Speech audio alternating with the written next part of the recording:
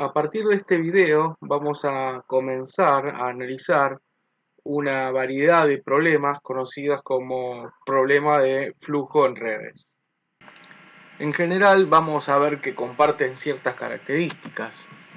Podría ser el transporte de un gas desde un lugar a otro pasando por cañerías, o el flujo de automóviles en autopistas entre ciudades, o el flujo aéreo de aviones entre países en distintos aeropuertos, o el transporte de electricidad desde las plantas generadoras a plantas de distribución, etcétera. Hay una gran variedad de problemas y vamos a tratar de abordar varios de estos.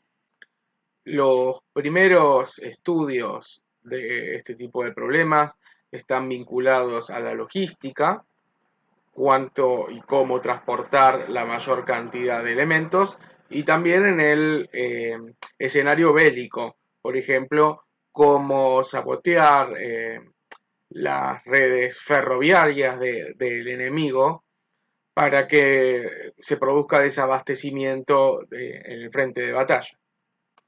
En todos los escenarios hay una serie de conceptos básicos que vamos a definir. En primer lugar, vemos que estos problemas se pueden representar mediante un grafo, donde los ejes son los elementos que transportan algún tipo de flujo. En el caso, por ejemplo, de las carreteras, los ejes son las autopistas, y los vértices son conmutadores de tráfico entre estos ejes. Por ejemplo, dentro del escenario de las autopistas son por ejemplo, las ciudades que permiten ir seleccionando qué rutas tomar para ir a otras ciudades. Vamos a definir a la capacidad como a la cantidad máxima que puede transportar un determinado eje. Por ejemplo, cuando transporto gas por un gasoducto, es el volumen máximo por unidad que puedo transportar dentro de un caño antes de que el mismo colapse.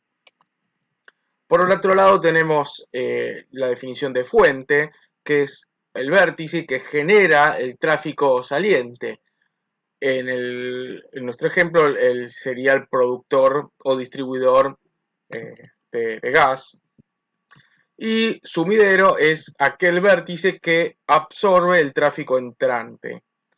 Podría ser, en este ejemplo del gasoducto, una industria que lo usa para con ese gas combustionarlo y generar otra cosa.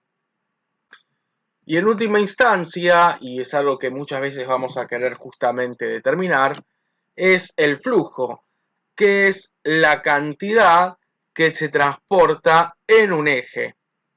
Es decir, vamos a decir que, por ejemplo, en un gasoducto por un caño, la capacidad máxima es determinada cantidad, pero sin embargo el flujo es lo que realmente se está transportando por ese gasoducto. Realicemos una definición formal de lo que sería una red de flujo. Sea un grafo dirigido con una cantidad de vértices y ejes. Para todo eje dentro del set de ejes vamos a llamar a su capacidad, que es un valor entero mayor o igual a 0, a CE.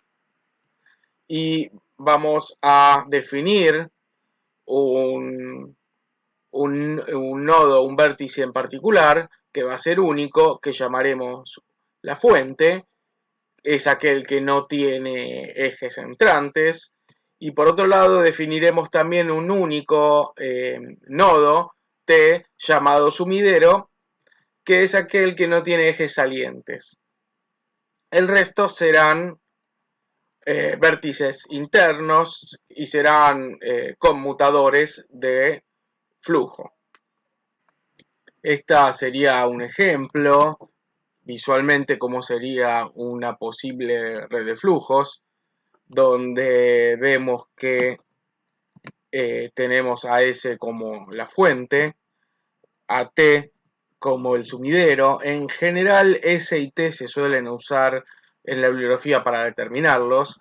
Y por otro lado tenemos que cada eje, en este caso el que se está mostrando, el eje que va entre S y A, que tiene una capacidad en este caso de 40.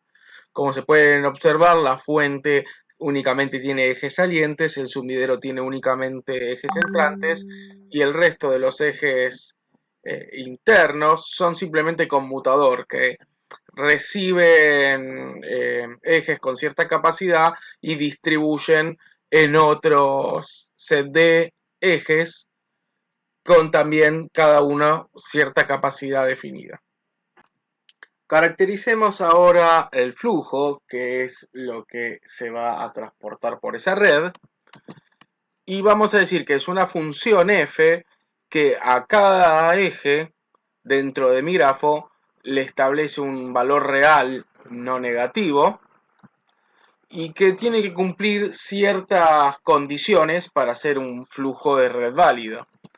En principio, para cada eje hay una condición de capacidad, que es que el flujo que se puede transportar va a tener que ser obviamente mayor o igual a cero, o sea, podría no utilizar un eje en particular, pero lo que sí, si tengo que transportar una cantidad de flujo, no puede exceder, a lo sumo puede igualar a la capacidad de ese eje.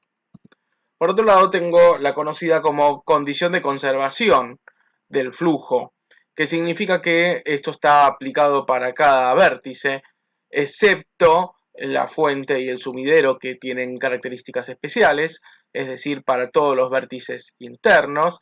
Lo que tiene que ocurrir es la conocida como una ley de conservación, que es que todo el flujo entrante a través de los ejes incidentes a ese vértice en particular, tiene que ser igual a todo el flujo saliente por todos los ejes que justamente salen de ese vértice en particular. Vamos a llamarlo, para abreviar también, es el flujo in, o sea, el flujo entrante en el vértice B, y el flujo out, o sea, el saliente en ese vértice B.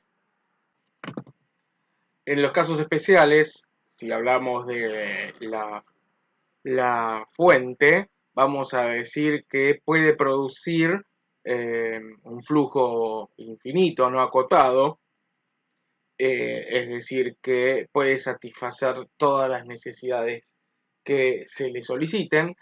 Y por otro lado tendremos que el sumidero también tiene la capacidad de absorber infinito flujo, pero ni la fuente consume ni el sumidero genera.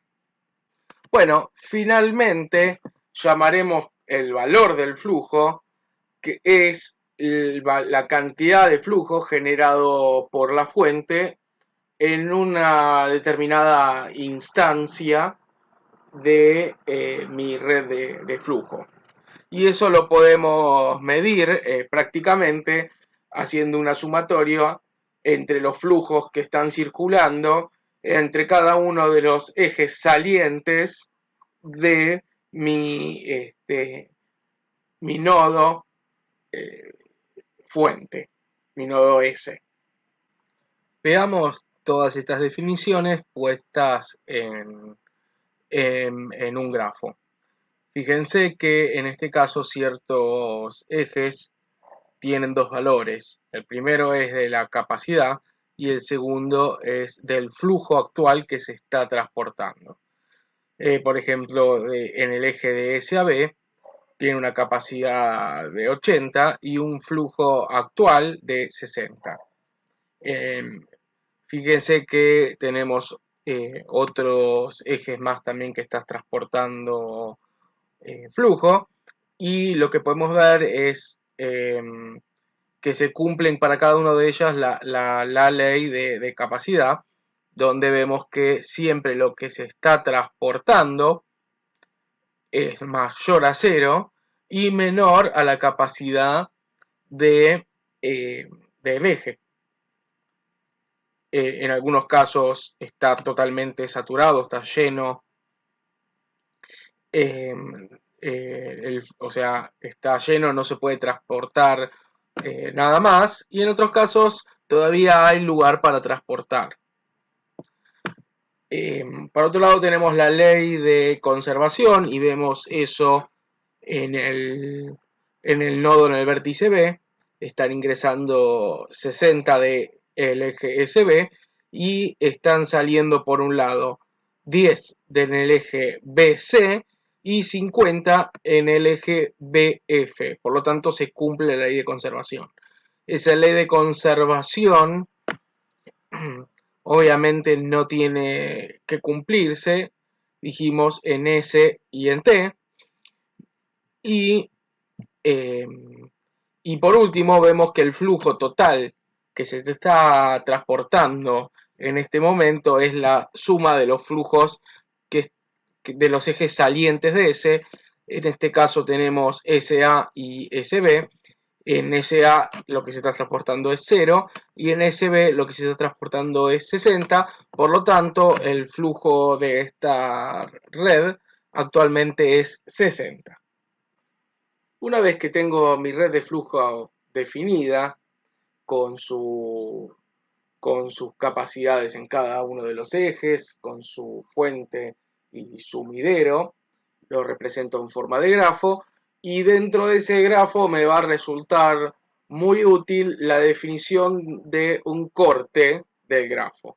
¿A qué llamaremos eso? Es dividir los nodos de ese grafo en dos sets, A y B, pero con la característica de que en el set A tiene que estar la fuente y en el set B tiene que estar el sumidero. Por cómo realizamos el corte, cualquier flujo que va entre la fuente y el sumidero tiene que cruzar en algún punto de A a B, y esto va a poder ser realizado por los ejes de los vértices que inician en algún nodo de A y terminan en algún nodo de B. Y este corte es algo muy importante, nos va a definir un límite del caudal máximo que puedo transportar en ese flujo. Veamos un ejemplo. Tenemos el siguiente grafo, que es una red de flujo, cada una con su capacidad, y por ejemplo, arbitrariamente decidimos hacer el corte del grafo donde lo muestra esa línea rayada roja. Vamos a definir A como el subconjunto de nodos que contiene a S y B como el conjunto de nodos que contiene a T.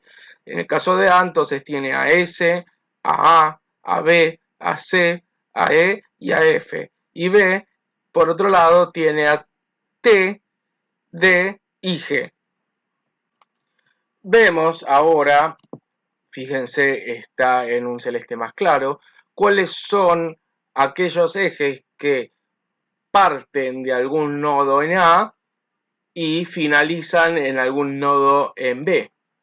Cada uno de ellos tiene una capacidad. O sea, tenemos el que va de A a G con una capacidad máxima de 20, el que va de A a D con una capacidad máxima de 30, etc.